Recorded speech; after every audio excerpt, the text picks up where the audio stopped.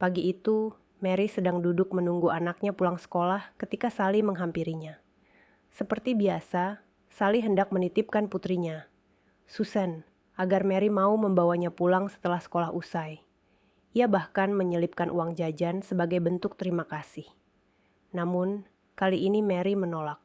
Ia merasa harus tegas dan tidak lagi menerima titipan Susan, karena selepas menjemput anaknya, ia berniat langsung ke toko membantu suaminya, Badrun. Penolakan itu membuat wajah Sally berubah. Ia tampak kecewa, namun Mary tetap pada pendiriannya.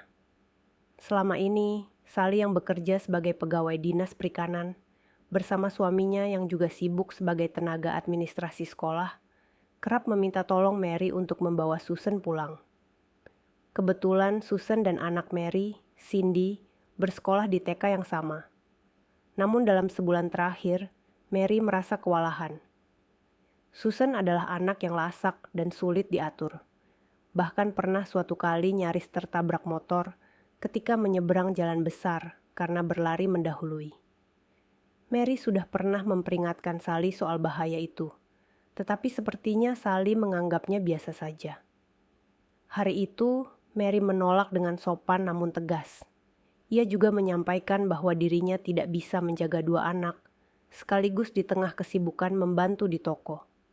Namun, Sally tetap bersikeras, bahkan menyindir bahwa seolah hanya Mary lah satu-satunya orang yang bisa diandalkan. Mary tetap tidak mengubah keputusannya, meskipun merasa tidak enak.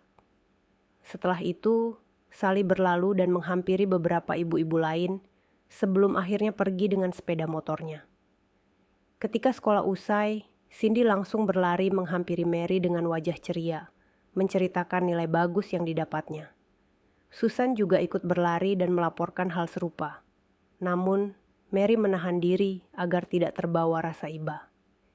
Ia lalu menitipkan pesan kepada Bu Guru Yola, bahwa Susan harus menunggu dijemput oleh ibunya atau siapapun yang ditugaskan, karena hari itu ia tidak bisa mengurusnya. Dengan langkah cepat namun santai, Mary berjalan menuju toko kelontong milik mereka. Di sana, suaminya, Badrun, menyambut mereka. Mary menceritakan alasannya datang ke toko. Bukan karena ingin membantu sepenuh hati, tapi karena ingin lepas dari tanggung jawab membawa Susan. Badrun memahami dan mencoba menenangkan istrinya, yang masih terlihat cemas memikirkan siapa yang akan menjemput anak itu. Tak lama berselang, kekhawatiran Mary menjadi kenyataan. Bu Guru Yola datang ke toko dengan mengendarai motor metiknya.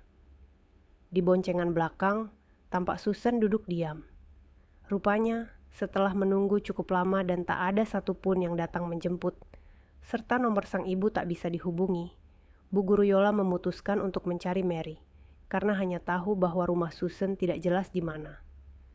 Mary terkejut, namun tak bisa berkata apa-apa. Suaminya mengambil alih dan menerima Susan dengan tenang. Susan tampak gembira karena akhirnya bisa ikut bermain dengan Cindy di teras toko, yang meskipun sempit dan dekat dengan jalan raya, cukup untuk dua anak kecil mengisi waktu dengan tawa. Namun di hati Mary tersisa sejumput rasa lelah dan khawatir. Ia tak pernah keberatan membantu, tapi ia juga tahu batas kemampuannya. Ia tak ingin menjadi penyebab celaka anak orang, hanya karena tidak enak menolak. Cerita ini bisa Anda baca di Play Store. Judulnya, Tetanggaku Selalu Menitipkan Anaknya,